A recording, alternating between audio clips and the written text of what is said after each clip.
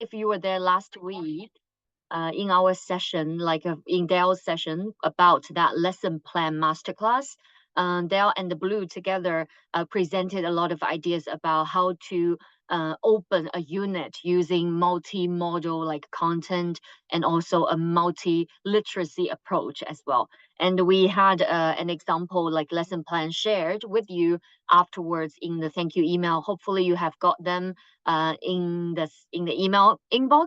And today we're going to continue to talk about the topic of a multi-literacy approach in the English classroom, especially like in the age of AI, because now we're facing a very different like world of living, right? And our students are going to encounter a very different like environment when they graduate, when they get like to the work environment. So today it is all about how we can like be a little bit different in our English classroom and teach using a multi-literacy approach, and to also empower your students with a multi-literacy like a competence that they can be ready for their future. Okay, so the first question for you is, how's life different? So think about the life when we were young.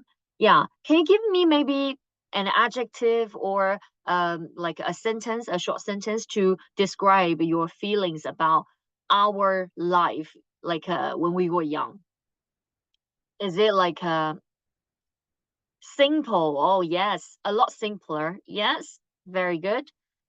Stressful from Wayne. Oh, must be a lot of homework as well. Fun. It was much fun. Yes, and imaginative. Struggling easy, yeah, a lot of mixed feelings, but maybe compared to children who's living nowadays, yeah, yeah, for children who's living nowadays, life is like, yeah, think about maybe different adjectives or different words to describe the life for children living nowadays. Fast paced from Bobby and stressful. Yes, I agree, because they are facing a lot more information every day, right? They're exposed to a lot of like explosive like information. Too active, multitaskers, yes. Students need to deal with a lot more tasks. So it's much more complicated than the life we had in our childhood because of the information they are receiving every day, and they need to maybe cope with, deal with, analyze, and also respond to. So in terms of the information, in terms of the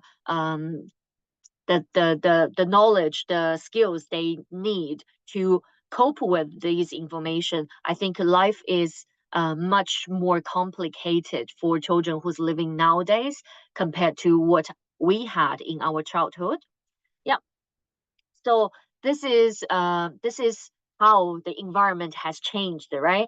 And now when we talk about the information the students are going to face, the younger generation are going to face, it is much more multimodal. So in terms of the language we are teaching in our classroom, I think it's also a very different format.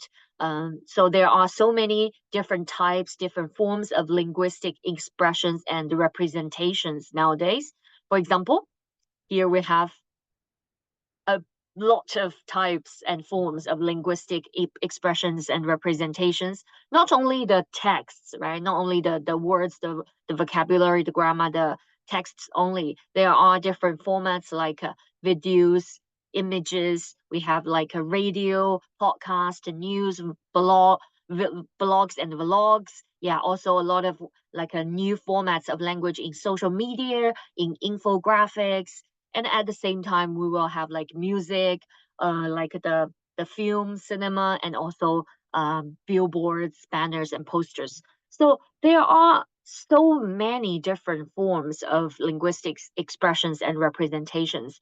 Today we're going to base on some form of these different types of expressions and representations to give you some ideas how to use a multiliteracy approach in the language classroom to prepare your students to get them ready to cope with the multimodal literacy world they are going to face. Okay, so we will cover some of these types, and also we can extend to more in our real life classroom as well.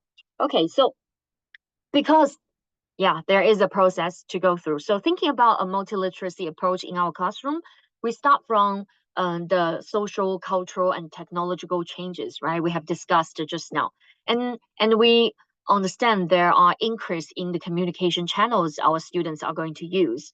It's not only like a print books. It's not only the words, right? The text, but also different channels in the communication. Also, there will be different cultural and linguistic diversities integrated with all these information and messages our students are facing every day. So when we have these background information, we think about, okay, our students need to have a wider view of literacy, and teachers need to integrate a wider view of literacy in our classroom as well. That's where the multiliteracy approach comes from.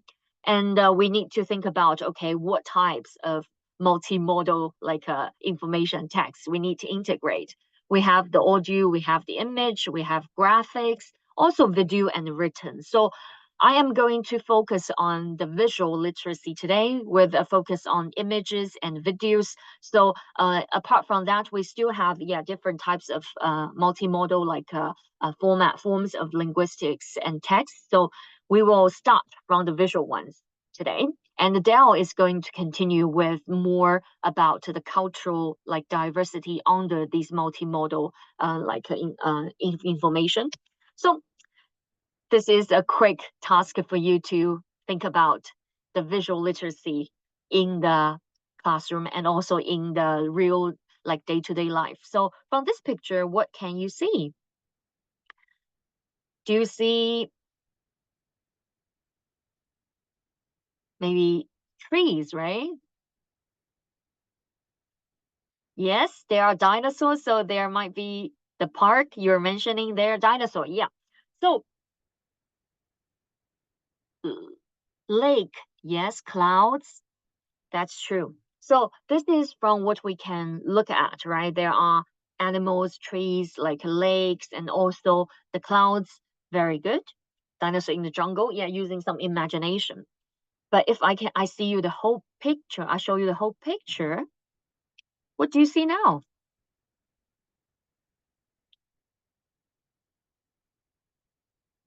Elephant, maybe also crocodile, alligator, yes? That's right. So when we look at a picture or when we look at a visual, like a representation of some information, there could be a lot of things going on, right? Everybody will have different interpretations of the visual formats of information. So we need to think about what kind of literacy we need when we read the pictures. So it is not like what you look at that matters. It is what you see, right? You see through these visual formats of information and get the right information behind it. So this is where the visual literacy comes. So it is a set of abilities to ensure and enable an individual to effectively find, interpret, evaluate, use, and create images and visual media. So we're going to start from here, okay? And I'm going to give you some ideas, activities, and examples about how you can integrate visuals into your language teaching to combine the language together with the visuals to enable your students to develop a set of skills to read not only the words, the text, but also the pictures, the visuals, and other visual media as well. Okay, here is a quick example from a very easy activity we can do. So we can use images. We use a lot of images, of course, in our classrooms. And I think we have also given you an example of about visible thinking routines in the first session we had last week. And there are a lot of visible thinking routines you can use. For example, see, think, wonder, right? Okay, sorry, there's a typo. See, think, wonder. Should not be there. So when you look at a picture like this one, you might be wondering, okay, what do I see, what do I think, and what do I wonder. So you can use these see, think, wonder, visible thinking routines to encourage your students to observe the pictures, the images, and to use their imagination and to think about these pictures in different ways. So images plus visible thinking routines could be a very good starting point to encourage your students to read the pictures using a critical eye to analyze and evaluate these images they see. And also, if I want to twist it a little bit, you can use this zooming out activity, because this is actually a very zoomed out like a part of a picture. So starting from a very small piece, ask your students to, what do you see? What do you think? What do you wonder? Or like, what does it mean to you? What does it remind you of? What does it make you feel? And also, what title would you give it? Because this is a very small like part of a whole picture, you can gradually zoom out. So when you show a slightly bigger part, ask them again, has the meaning of the image changed for you? Do you feel same or differently about it? Yeah, do you see something different? Or what title would you give the image now? Have they changed their mind? And then moving on to maybe even bigger parts of the picture. Has anything changed? Do you feel differently? What would you give this imager? What title would you give this imager to? And lastly, you show the students the whole picture for them to look at and give a final maybe thought about how the meaning has changed for them, or do they feel like differently or same about the picture starting from the beginning, and also what title would they give it to the image. So when using an image in the picture, you can always twist a little bit about how you want your students to look at the picture and what you want them to see from the picture. Yeah, when they look at a small piece of it, they might feel very differently from what they when they look at the whole picture. So using these small like techniques to get your students to look at a picture and focus on the information you want them to look at is a very easy technique you can use when integrating like pictures or images in the classroom. And also, I want to give you an example from one of our Macmillan course books, primary course books called Curious Kids. I think this course book does a very, very good job in using images to spark students' curiosity, because this book is called Curious Kids, right? So I do like the way how images are used to engage students and also to combine the teaching of the language at the same time using the pictures to develop the students' like visual literacy skills. Okay, so here's an example. So please have a look at this picture and find which animals are hiding. Yeah. So you might see some animals like very easily, right? There's a peacock, there is a maybe leopard, and also a crocodile. But what animals are hiding? Bear. Where is the bear? Maybe somewhere. Oh, you see an ant. Okay. Very good eyes. Yeah. Squirrel. That's right. Squirrel behind the tree. Yes. And what else? What animal? What else? Raccoon. Yes. On the tree right here. An elephant. Very good. The elephant is probably here. Zebra. Yes. Yes. Yes. Bear is behind leopard. Yes, David. Yes. Very good. Frog. Yes. That's right. So there are a lot of animals hiding in this picture. So this is a very good way to ask your students to look at the pictures like even more attentively, right? Instead of showing the students what they are going to see like immediately, it's a good way to hide something, to ask your students to find the clues and look for more behind the surface. So this could be a really, really nice activity to ask your students to read a picture. And if you want to create some activities based on images, pictures, I think this can be a good like strategy to do activities based on images. And also, yeah, it's very like visually attractive for students to look at the picture and to focus on and get engaged as well. And yeah, that's the elephant over there. And also, if you want to develop more like skills together with the literacy skills, the visual literacy skills, you can definitely combine the activities with the vocabulary, with more knowledge about animals and about more fun like activities as well. So, as again in this same like unit about animals, there is a very fun activity using a poster like this. So first of all, together, let's do the activity. How many peacock feathers can you see? Oh, so in this poster, there are a lot of peacock feathers. So let me know how many peacock feathers are there on this poster. Yeah, probably peacock feathers looking like a tree, maybe a bush, a grass. There are quite a lot, like in the forest. So here you have the purple ones, the orange ones, the purple ones here again. Yeah, probably around maybe 10, not sure.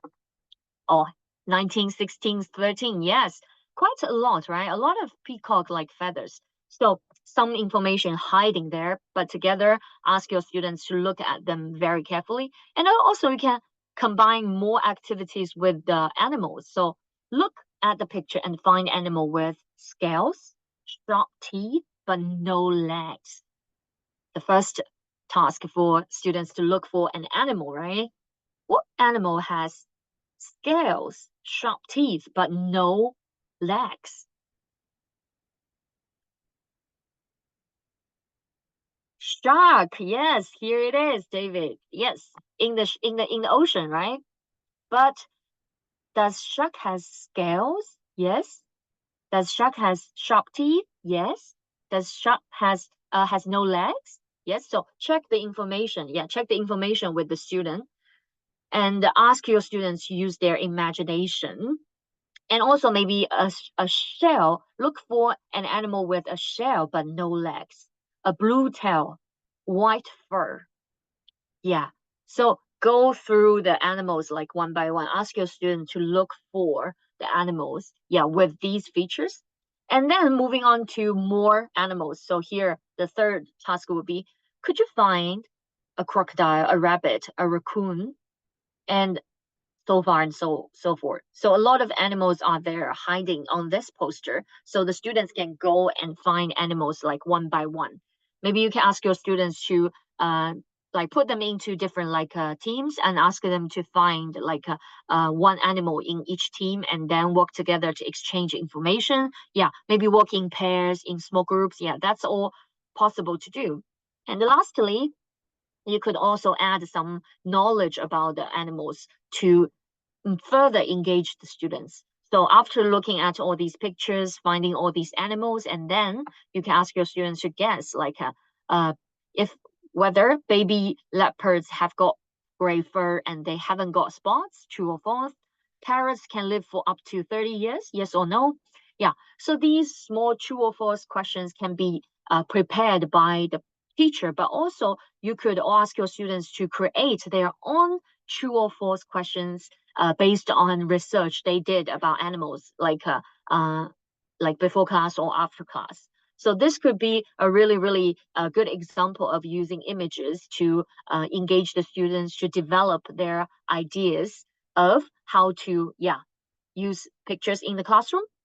And if you want to further use some ideas, so here are a very good example again from like Curious Kids extra from ebook. So whose tracks are there match and create a sukudo like it's like a bingo game, a puzzle that they can create with these footprints. Yeah, and some like facts about animals using different like pictures and match the facts. So there will be a lot of ideas you can use to use pictures and combine it with English language teaching, developing multi-literacy skills at the same time. Okay, so this is one example for pre-primary, and I want to move on to more examples for secondary and also for adult as well. So here's an example for you to use real world documentary videos for teenagers. So I will give you an example from a teenager product from Macmillan Education called Gateway to the World. So we have like real world documentary videos to engage students, to ask them to think about what they can do to about a certain topic. For example, we have a topic about making friends here in this lesson. And after thinking about the topic, we will engage the students by watching a real life, like a real world documentary video. So I will give you a short, quick look about this short clip of real world documentary video.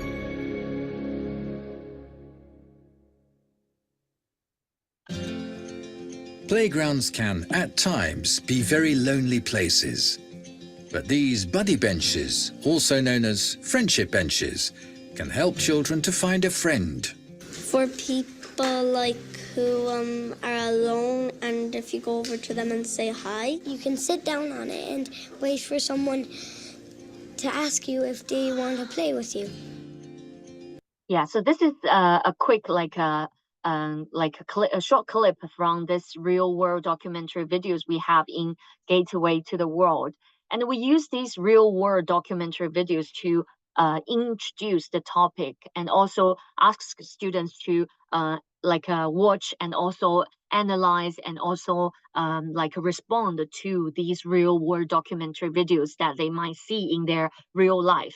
And after watching these real life documentary videos, we want to further, ask the students to be engaged with the discussion, right? So we will have another visible thinking routine example for you here. So visible thinking routines can be a very, very good way to use together with visual formats of information you want to use. No matter it's images or videos, it's all good to go with visible thinking routines. So here, the example you will see is called compass points, EWNS, which the students are going to think about the exciting part, the worries, the needs, and the steps. So organized in a 4-step question for students to think about the topic making friends after watching these real world documentary videos and respond to the question have raised by these real life documentary videos. So if you want to use videos in the classroom, if you want to insert some videos you had from other real life sources, I think visible thinking routines can be used as a follow-up activity to analyze, to evaluate, and also to respond to videos like that. Okay, and here is there's one more example that you can. This is the compass points, and I have another very good example of how to develop a visual literacy using visible thinking routines. So this is about friends and families, right? And then this visible thinking routine is called color, symbol, and image. So very well combined with visual literacies. So think of a color to represent the ideas, create a symbol that represents the ideas, and also create an image that represents the ideas. So combine the visual literacy together with the expression of ideas can be a really, really nice example for you to also use in your classroom. And the last example I want to give you is more about adult learners. So adult learners usually would like watching TV dramas and movies to learn the language, right? So this is an example about using sitcom style of videos in the English classroom. So one example from our adult product called American Language Hub, there is a sitcom series of videos in this American Language Hub coursebook called Cafe Hub, where these characters are going to live an adventure in London in a cafe. So I will give you a quick snapshot of what this video might look like.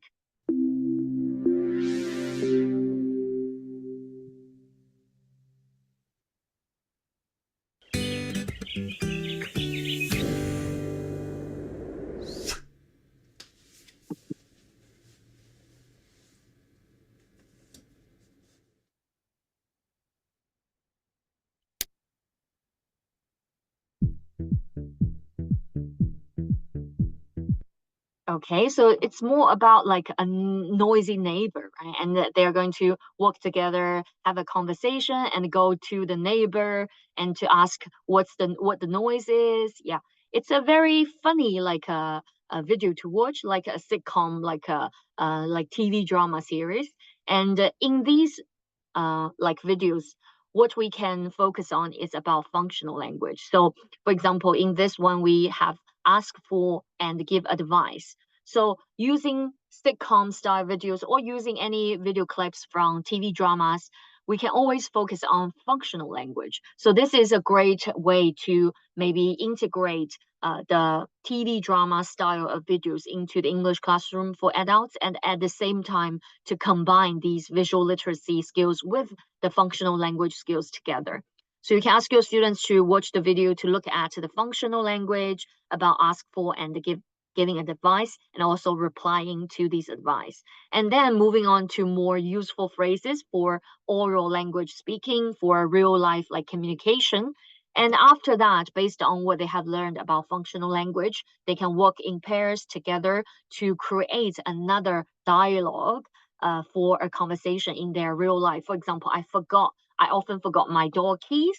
Yeah, based on these topics, I think students can use these functional language they have learned from this sitcom style video and then moving on to create their own like a conversation in the real life.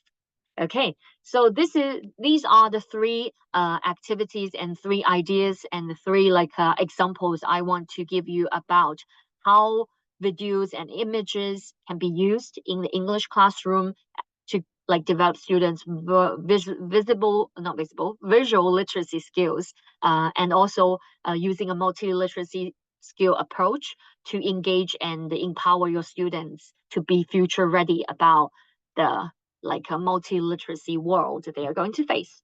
Okay, so asking Dell to get back to continue with the second part. Yes. Thanks, Super. Thank you very much. All right. Just checking you can see my screen okay. I think I'm sharing sound, which I need to do. Just give me, yeah, I think I'm all good.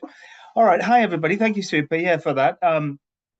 Just I'm going to add to what Super's been discussing, but I'm going to take a different approach to the multi-literacies. Let me just bring up Super's slide again.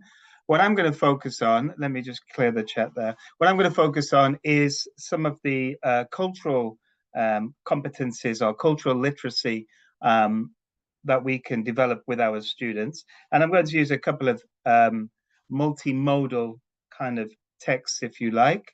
Let me just, there we go. It's working now. I'm going to use a bit of audio. I'm going to use some images, some graphics, and some written work as well to help me navigate and to hopefully help you navigate a bit of culture. Now, I already did a session a couple of years ago, I think, looking back at my notes on intercultural competency, which I focused mainly on different types of language that we use. We're using different idioms. Now, I'm not going to repeat that today. I'm going to look at different ways that we can build students' intercultural competency and their multi-literacies through that.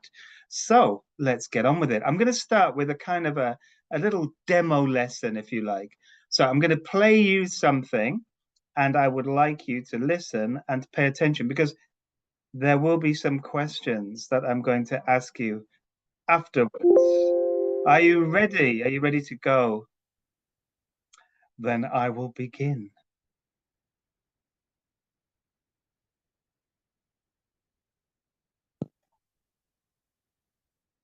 The Cornish pasty is a traditional food from Cornwall, England. It has a special D shape with a thick crust on one side. This thick crust was made for miners who worked underground. They could hold the pasty by the crust with their dirty hands and eat the clean part inside. After eating, they threw away the crust. The pasty is filled with meat, potatoes, swede, and onions. Today, people still enjoy Cornish pasties all over the world. Now, my first question is, have you ever tried a Cornish pasty?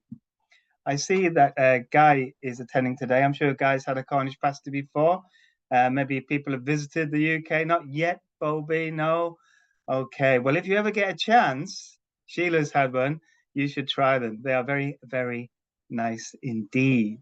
Now, what I wanted to bring, actually, let me ask some questions first of all. So, where is the Cornish pasty from?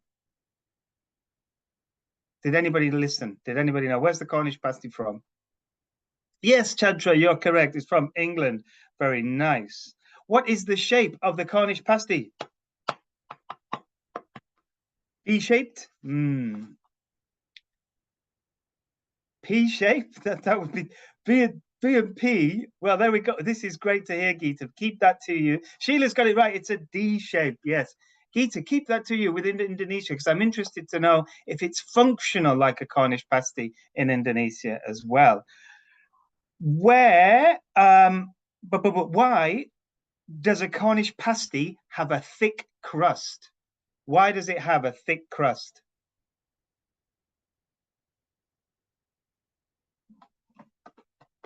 Did anybody pick up on that? Yes, Jen, it serves as a handle for handling. Yes, exactly, Roger. So the miners could heat it with their dirty hands. And with like my last question, which ingredient is, tell me the ingredients of a Cornish pasty. What is in a Cornish pasty? Potatoes, meat, onions, sweets. Yeah, that word was swede, which is kind of like a turnip. It's a root vegetable. Good. You listened very, very carefully. Now, the reason I wanted to bring this sort of little demo lesson to you was to show you that I'm teaching you a little bit about culture. I'm teaching you about specifically about a food from the country which I come from, the UK, specifically very localized to Cornwall, but now you can get it all over the country and all over the world, of course. But I wanted to talk to you mainly about the culture around it. The culture is not the food, but it's the reason why they develop this food. So they develop this food with a handle, with a crust, so that miners could eat it. This for me is the culture. This for me is the interest. This for me is the understanding of why we would learn about food in the classroom. I don't want my students just to learn about, in the UK, we eat this kind of food, and in America they eat this kind of food. I want to know why. That for me is where the culture comes from. So I've got a quote here. I produced a quote. So for me, intercultural competence, I'll read it to you because you might be doing something else and not looking at the screen. Intercultural competency means understanding another culture and relating it to your own. Okay, so relating it to your own culture, not just learning about another culture. It's not just knowing that fish and chips is popular in the UK, but understanding why it's popular in the UK, and then comparing that why to maybe a dish in your country, which Geeta already did in the chat. All right, so that was successful for me because I produced something in my lesson that was interesting for the learners, hopefully, and Geeta already started comparing it to her culture. Now, this is a very famous quote. Does anybody know who actually wrote this quote? Who's responsible for this quote? Quite a famous person. Any guesses? You all know this person for sure. Famous in ELT. Super, you've just given it up. Thank you for that. Yes, it was me. It was me. I made this quote up, and because I'm passionate when I come to teaching culture, about making sure that we are comparing cultures and we're doing something with it and not just telling students, not just giving them knowledge, all right?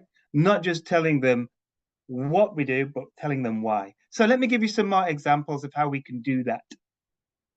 So here we've got an example from Skillful, and I wanted to bring this up because I was teaching about food. This isn't my example, of course, but it lead to an example I'm going to give. And what I love about this example is that you've got food around the world, but it's talking about a specific area of the food. So here we've got a healthy diet. Healthy diets in Scandinavia, Mediterranean, East Asian, and West Africa. But then with the questions are all related to the students. So do you think your country has a healthy diet? Comparison all the way through. We also have these things called culture corner in our secondary material. In our secondary materials. So here we've got a really nice example of saying sorry. Saying sorry is a very British thing, I always find. Obviously, we say sorry across the world, but in Britain, it's very common to say sorry for things that you actually get that happen to you rather than you doing yourself. It's a cultural thing. We have lots of examples giving our students some culture exchange. The key word there is exchange, exchanging culture, sharing culture, and as I've mentioned before, comparing. What we do with this, so here we have the little article on culture. I'm not going to do this activity with you. I think it's simple enough to understand, but it's a little reading about saying sorry in your culture. Do you think the information is similar in your country? If not, how is it different? We have some example situations to show the students. And we also have another question, which is a discussion question relating it, personalizing the culture for the students.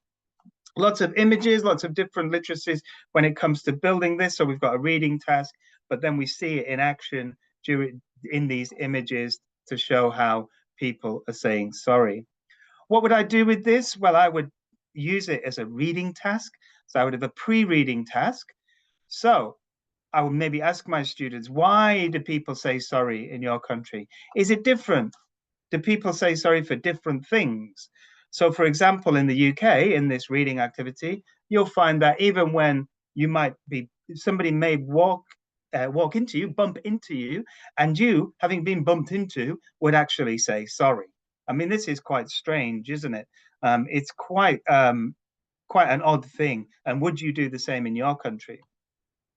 You might ask the students, how do we do it? So in Thailand, the country that I live in, for example, there's a way of saying sorry. There's a word for sorry, but you would also maybe bring your hands together and bow your head to say sorry. It's a body, using your body language or using a gesture to say sorry. Do you have the same in your country? How would you do that? So building up this kind of knowledge of saying sorry, how you do it and why you do it. Then afterwards, after we've read the activity, we've done the activity, we might do some role plays. Role plays are always fun, particularly around these cultural side of things, because students can have some fun with it. They can get it wrong, which is cool and always brings out lots of enjoyment, I find. And we can do some more research, of course. We could ask students to research different countries and then provide a presentation of the different countries that they've researched at the start of the next lesson as maybe a warm-up activity. Now, I love role play, so I just wanted to build on role plays and give you some ideas about how you can develop role plays. So role plays, you can role play any situations. We're talking about sorry now.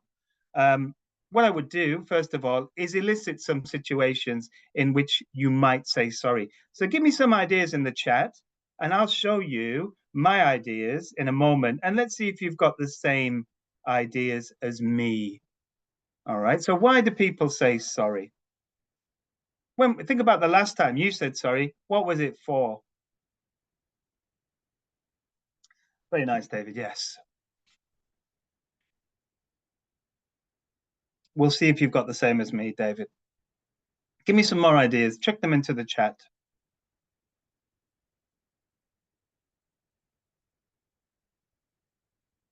So why, Krill? Why did you say sorry to your wife? What did you do wrong?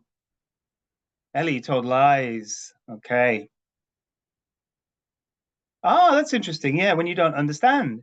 For sure. Yeah, it's different, isn't it? And a different function of sorry. That means please, I don't it means I don't understand, whereas sorry can mean I did something wrong. Stepped on someone's foot to show respect, interrupting someone, yes. So let's see if you've got the same. Forgot to bring your homework. Yeah, of course. Let's see if you've got some the same as me. So these are things that I've probably said sorry to before in many times, I'm sure. The last one, yeah, I get that wrong every time. Usually I say sorry before I make that mistake. So you pre-prepare your sorries. And then I would provide a framework for apologizing. So any functional language, you can usually provide some framework for how you would navigate using that language, right? So when we apologize, normally we would acknowledge the mistake. So you would say, sorry, I'm sorry for what you did. So I'm sorry for being late. All right. Now, if I'm talking to my boss, I might change the language. So I might say, I apologize for being late. Apologize is a little bit more formal than sorry. Okay. So apologize for being late. Acknowledge or express the empathy. Why are you sorry for that? What's the problem that it's caused? Well, I'm sorry for, or I apologize for being late. I've kept you waiting and I'm wasting your time. I would like to offer a solution. So my solution might be for any meetings in the future, I will set a reminder before the meeting to make sure that I'm on time.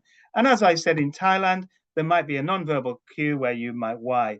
Now I've got this on the board and my students can see this. Some other nonverbal cues might be to put your head down to show that you're contrite, to show that you're sorry.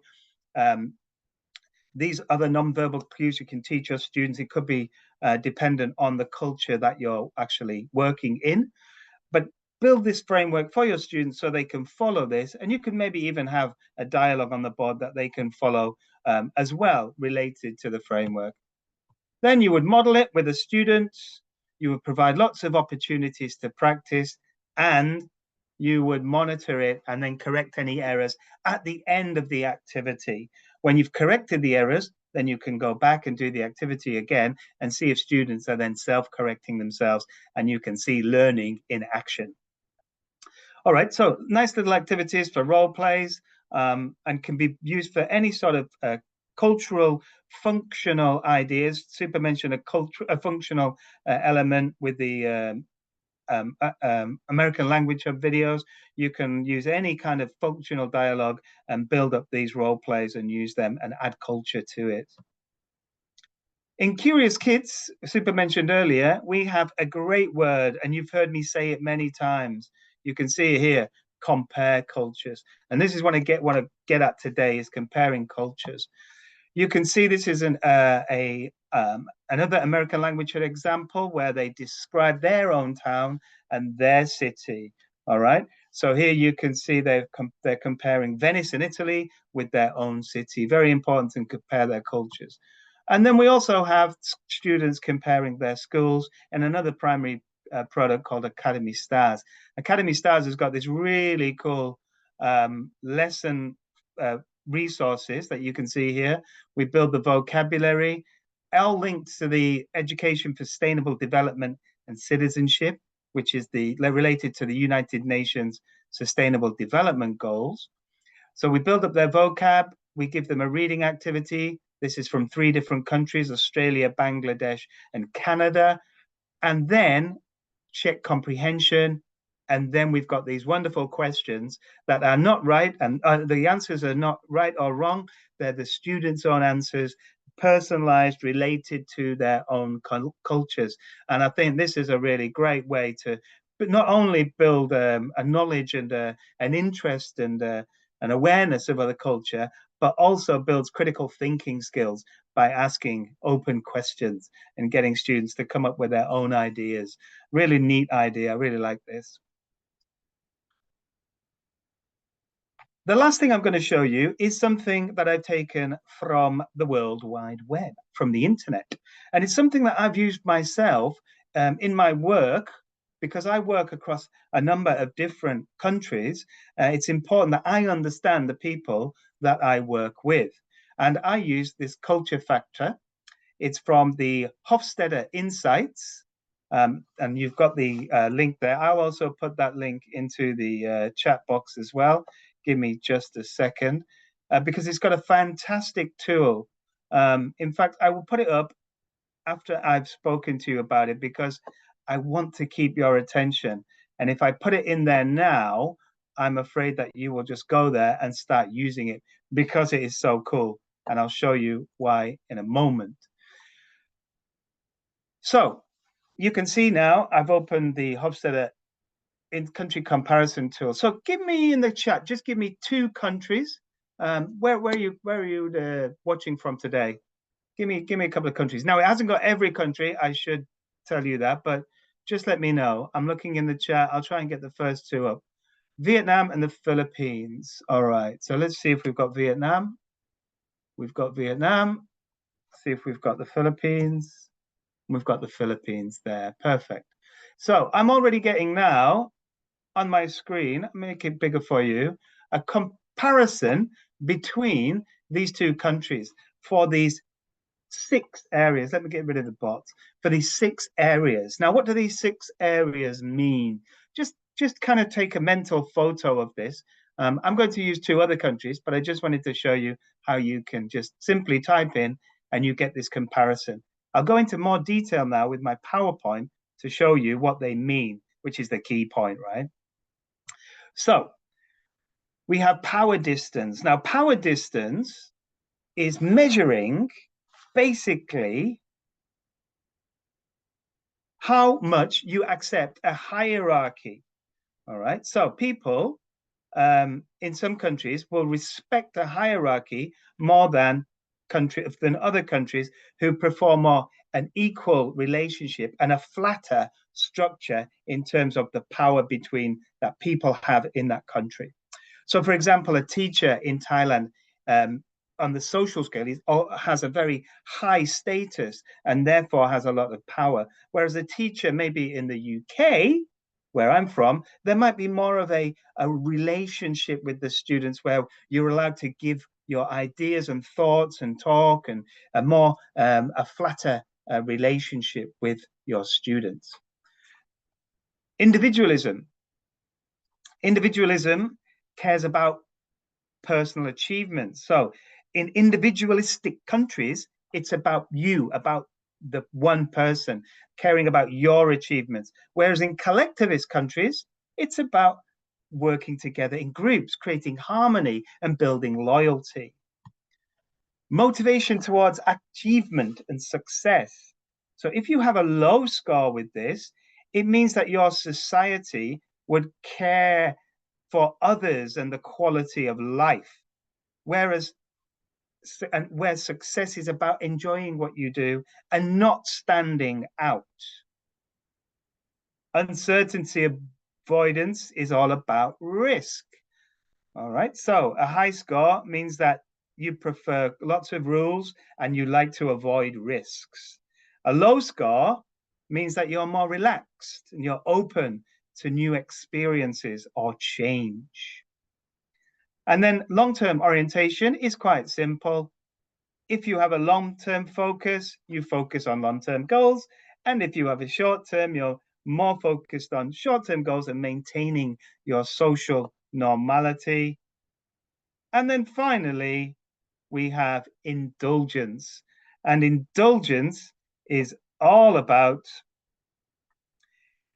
societies that have freedom to enjoy life, while other societies might have very strict rules and less focus on having fun. All right. So these are the 6 areas, and they're really cool because a lot of research has gone into this. This is not just guessing.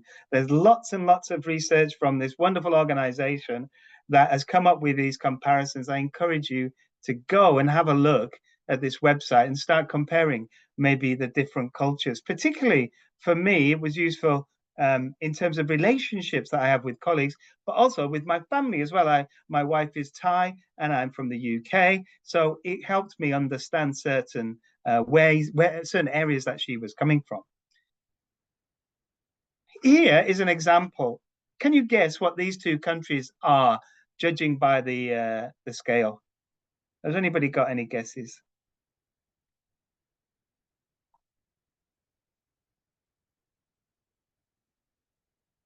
It's quite personal to me. I've just kind of told you.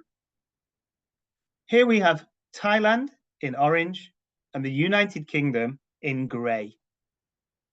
Okay, Thailand in orange, the United Kingdom in grey. Now, the key thing now is what I'm going to do with this, right? I have this information, but what can I do with this with my students? What can I show them? How can I get them to use it as a tool? So luckily, the website has lots of instructions for students. So here we have the power distance related to Thailand's score of 64.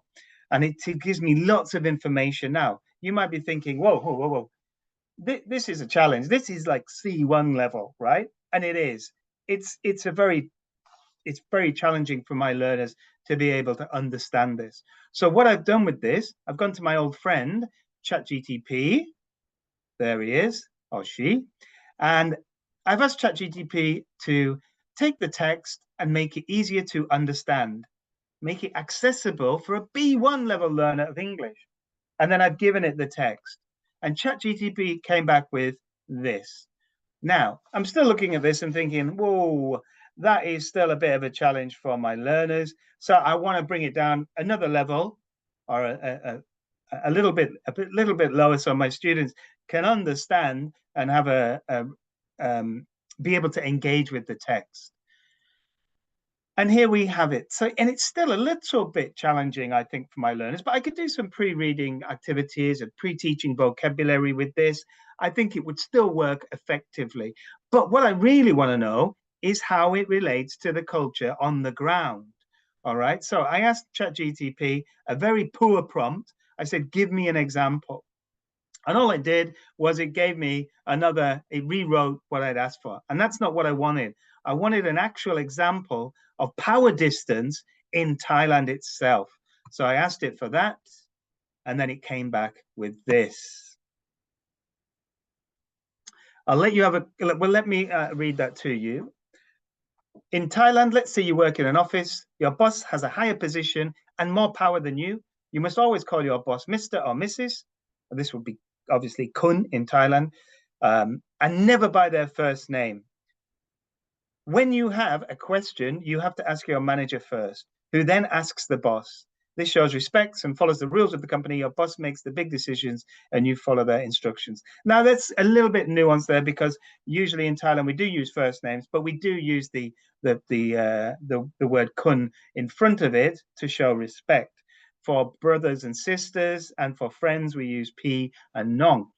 But this would help me help my students understand exactly what power distance is. And from this, I could actually use this now as a tool to explain the differences in cultures and get them to compare their own cultures with other cultures. What I could do is I could split the group up now into two, and I could get them to do some research. So one would go and research the United Kingdom and do the same using AI to break this down into an example.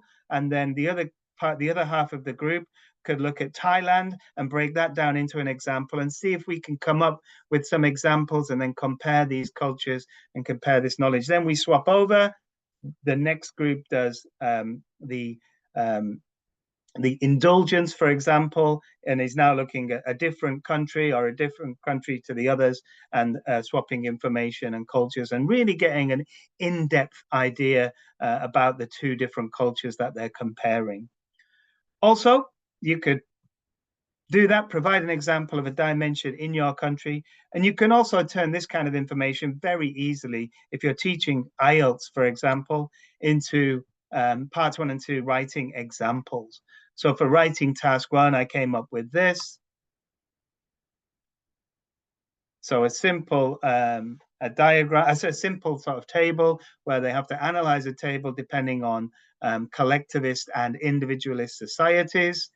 And also a task 2 discursive essay where you could have them discussing the positives and negatives around collectivist and individualistic societies. So that brings me to the end of my short and sweet presentation on intercultural competence and multi-literacies. Do you have any questions?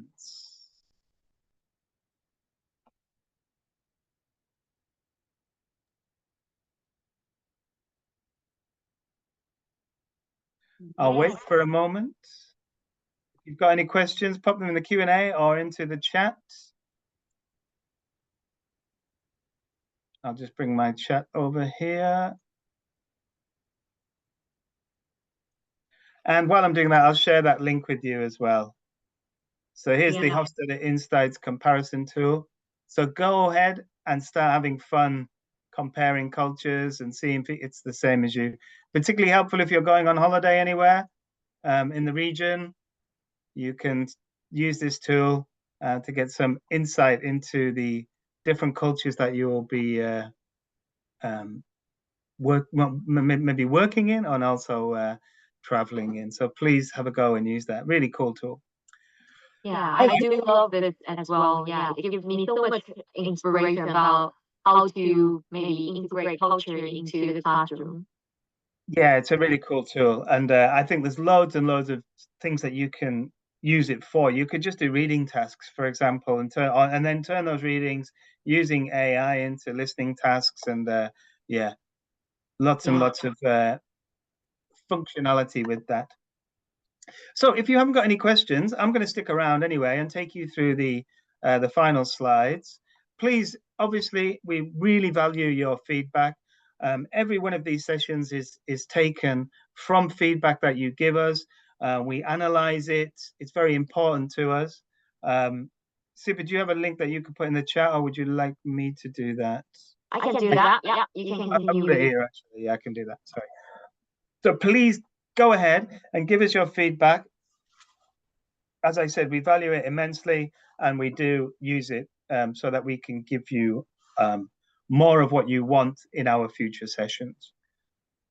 Talking of future sessions, coming up on Tuesday, you will see Super there. She's going to be joining Nathan, Louise, and Gregor, our global partners, who are going to be looking at some of the things that we've been presented to in the past, and then really trying to relate that to what's happening now. Lots of discussion going on, lots of opportunities for you to share your ideas as well. You will get a certificate. Please stand by for that. Don't worry if it comes a little bit late. Check your spam folders as well, but you will get a certificate of attendance from today's session. And please make sure you follow us. If you don't follow us, you won't find out what's coming up. We've got loads and loads of great things coming up this year. As I mentioned, debates, masterclasses, ELT Time Pluses, and an autumn webinar coming up as well. So please make sure you register and we can give you all those details. Mm-hmm. And I think we've got one question in the Q&A itself. Shall we? Okay, you go ahead and answer, Super. Yeah, that's fine. Yeah. So I think one teacher has asked about what is the difference between multiliteracy and a multimodal like approach. I think that's like different way to describe. So we're talking about a multiliteracy approach in the English language teaching classroom, but when we talk about the content we use in the classroom in course books, we use multimodal like content. So all these linguistic and also different forms of expressions are in a multimodal format, but integrating all these things together to teach and to empower the students is called a multiliteracy approach. So yeah, it's just different like angles to describe what's included under this term, under this terminology. But the idea is how we integrate different models, different forms of information into the classroom and teach them together with the language to develop student skills as a multiliteracy like skill set instead of a linguistic skill set only. Yeah. Anything to add, Del? No, I think that's fine. No, I don't have anything to add to that. Yeah, very nicely done. Thank you. Yes. Yeah, you've got a bit of an echo on your voice, Super, but I think it's okay. We'll be okay because we're nearly done now. All right. So thank you all very much for attending. If you're going off to teach, please have a great lesson this evening or this afternoon or when you're teaching next.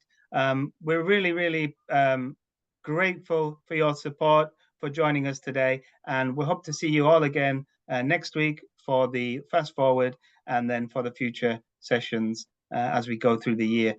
Thanks a lot for your support. Take care. Look after yourselves. Bye-bye. Bye-bye.